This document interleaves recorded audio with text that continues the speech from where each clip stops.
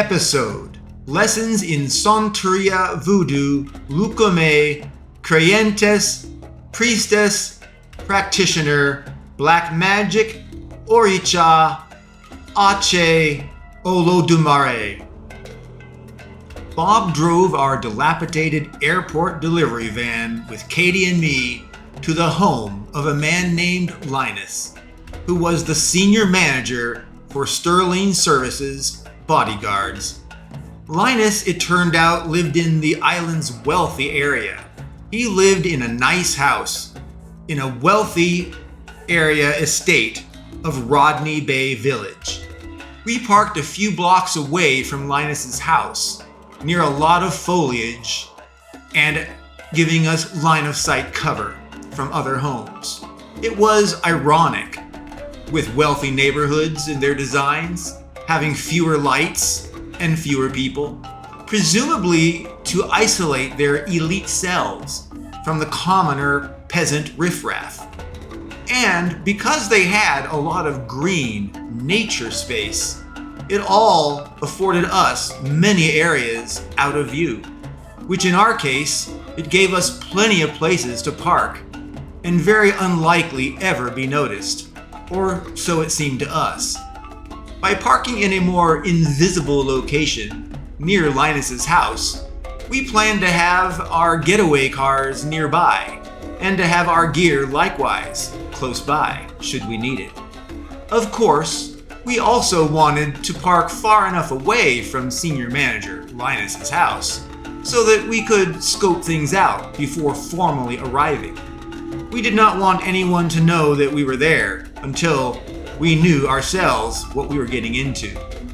So Sarah parked the electric E-Jeep next to us, with Taylor and our two captive bodyguards inside, and with Taylor brandishing in threat a Glock 45 caliber pistol pointed at the two bodyguards, Kieran and Martin, so as to encourage them to comply with her instructions. Well, we were ready. We all exited our vehicles and stood streetside, next to towering, occluding dense trees and foliage. Sarah walked up to Kieran and Martin. She spoke softly but clearly to the bodyguards. "Look, Kieran, that's your name, right? And Martin, that's your name, right?" They nodded, acknowledging that those were their names. They seemed to be almost a little more at ease, somehow because their captor knew who they were. She knew their names. I wonder, is this how Stockholm Syndrome begins for the kidnapped? They make you feel good somehow, maybe as little as recognizing that you have an identity, giving you some kind of importance, even though you are the kidnapped victim. And maybe it makes you feel a little less threatened because somehow they know you. I can only guess it's some kind of complex interwoven dynamic between captive and captor. Well, I don't really know. I'll just say it's complicated. Well, as I watched the exchange between Sarah and the bodyguards, it seemed to me that Sarah was validating the bodyguards as being human and having personal identity and feelings. And in doing so, by saying and recognizing each of them by name, she made them worthy of her time to learn their names and recognize them. And so I imagine they felt value just because she treated them kindly, and for, I suppose, for not harming or outright killing them.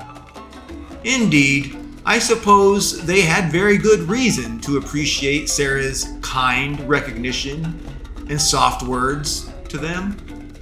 Well, with Kieran and Martin seemingly more relaxed, Sarah continued, speaking firmly but softly.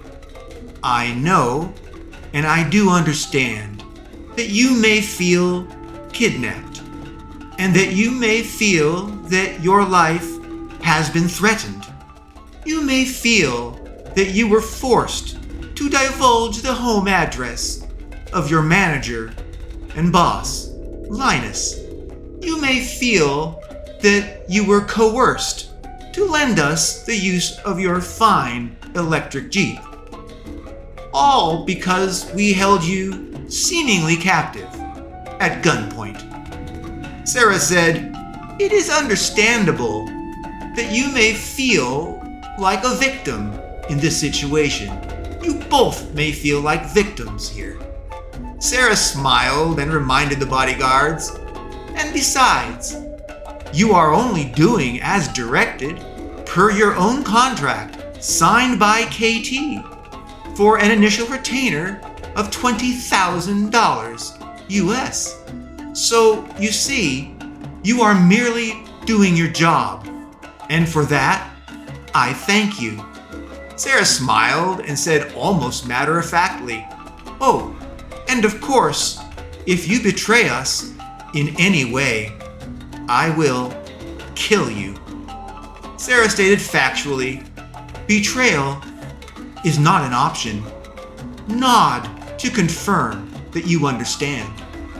The bodyguards both gulped as if in unison and nodded emphatically that they very clearly understood that they had better do what Sarah says, or bad things would most assuredly happen to them. Katie suddenly yelped, "Ah!" as if stung by a wasp or something. Her scream and her jolt, it came out of nowhere. I could only wonder what bit Katie. She squirmed and she yelped again, "Ah!" Her entire body jolted, almost convulsed, right as she began to rub her palm. Her truth-bearer celestial tattoo seemed to go crazy. Katie moaned as she spoke. "I don't feel right. There's something very, very wrong about this place. There's like an aching, a throbbing, a pain inside my tattoo in my palm. It's never done that before." There was a black, almost wicked, cloudy discoloration spreading all around and from Katie's tattoo. Her truth-bearer tattoo was alight with darkness, with black swirls of mist that emitted a black aura all around it. A dark emission, it encircled Katie's tattoo. It felt like evil incarnate itself was being identified and called out by Katie's tattoo. Just like in the past, where her tattoo calls out deception and lies by burning hot with fiery lines and glow. Its fiery burning sensations told Katie whenever people lied or tried to deceive her. Well, Martin, the English-speaking "the man," apparently the bodyguard leader, he pointed fearfully at Katie's black, glowing rose tattoo, and he shrieked, "Santeria! Santeria! Voodoo! No voodoo, no!" He clearly panicked, and he said, "You say, and we do! No problems here! We respect Santeria! We respect!" He desperately nodded in apparent subservience to Katie and her apparent voodoo powers. Sarah scowled and in disgust said, "Santeria? Pagan followers of Santeria?" she damned, almost hissing as she spoke. Sarah passionately looked intensely into Martin's fearful eyes, and then into Kieran's likewise terrified eyes. And Sarah asked, "What made you think of Santeria Voodoo when you saw Katie's black, misty tattoo?" With obvious doubt and suspicion, Sarah said, "It is quite a leap to see a black mist and then immediately conclude it's Santeria Voodoo." Sarah asked, "Does someone practice voodoo here? I ask you to now explain your reaction. Please," she asked again. Martin, very intimidated by and afraid of Sarah, answered with fearful, verbal stutters.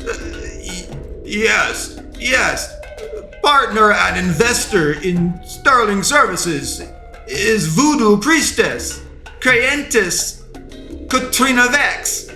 Sarah stiffened, and a dark disdain came over her face. She asked, being slow and very explicit, "So, please confirm that you are telling me that there is a believer and practitioner of the pagan Santeria Lucumi religion here, and its leader, its Creyentes, is a woman voodoo priestess named Katrina Vex. And please confirm that you have seen or fear her use of dark art, voodoo black magic, and specifically that you fear her use of voodoo dark magic on you." Martin, very intimidated and extremely afraid of Sarah, answered, "Yes, Creyentes Katrina Vex is Santeria Lucumi. She has black magic, voodoo." Martin trembled a bit and he muttered, No one mess with Katrina Vex. No one," he warned. Sarah looked to everyone and she said, "I am sorry if you already know this, but I am going to share a bit of what I know about Santeria Voodoo, which some pronounce as Santeria Voodoo, which is its original and proper name." Sarah continued, "Santeria translates to the Way of the Saints. It is called Way of the Saints because of its Catholic-rooted origin and aspects. However, it is a pagan bastardization of Roman Catholic saints." Sarah continued, "In voodoo, practitioners use dark magic to summon and use demonic spiritual forces that they call Oricha. The Oricha spirits are often seen as deities unto themselves in the eyes of its followers, of the practitioners Creyentes of Santeria. The so-called spirits called Oricha are summoned and controlled by these practitioners. Like I said, the Creyentes. They use voodoo or vodou dark arts. These practitioners use black magic and animal sacrifices, and rarely they even sacrifice people." Sarah continued, "These spirits, the Oricha, that the pagans of the Lucumi religion, Santeria Voodoo summon, are actually demons of supernatural power and force that are summoned directly from hell. These demons, they do and can answer questions. They can possess, even manipulate people. They can offer protection, both physical and supernatural. And these demonic spirits, they can perform all sorts of tasks, be they for good or not. They do as they are directed by their controlling Lucumi practitioners, by their Creyentes." Sarah continued her lesson on Santeria Voodoo. The Lucumi religion, from which Santeria is extended, is also known as Regla de Ocha, which translates to the rule of Ocha. Sarah added, "Under the rule of Ocha, the demonic spirits, the Oricha, exist and function under their transcendent creator god, under the pagan false god, known as Olodumare. Let me be clear, Olodumare controls all of the Oricha, demonic spirits." Sarah said, "You may recall when Mr. Lesky explained how dark matter is the celestial foundation of all creation. Well, in the same way, Voodoo uses dark matter, which is essentially spiritual energy. Santeria Voodoo calls this life force spiritual energy the dark matter, Ache. Santeria Voodoo uses Ache to power its dark art, black magic. Sarah looked dire as she continued. Voodoo power, black magic, its supernatural forces are all powered by Ache, which permeates the universe. Again, Ache is simply their misunderstanding of God's building blocks and glue of creation. It showcases their ignorance of celestial dark matter. Sarah paused and took a deep breath and resumed, her backgrounder on Santeria Voodoo. Santeria Voodoo Creyentes practitioners, they use dark matter Ache in their rituals to cast and use in dark art black magic. They use it to summon demonic spirits and make them do their bidding as their controlling Creyentes practitioner. Sarah looked especially dire as she concluded. It is worth noting some Santeria Creyentes practitioners may in fact not be evil. Practitioners who use voodoo with only good intentions see themselves as good and even righteous. They believe that because voodoo is derived from saints, and if it is used for good, then they therefore themselves are good people, despite the fact that they are corrupting and using black magic, voodoo, and hell-summoned demonic spirits.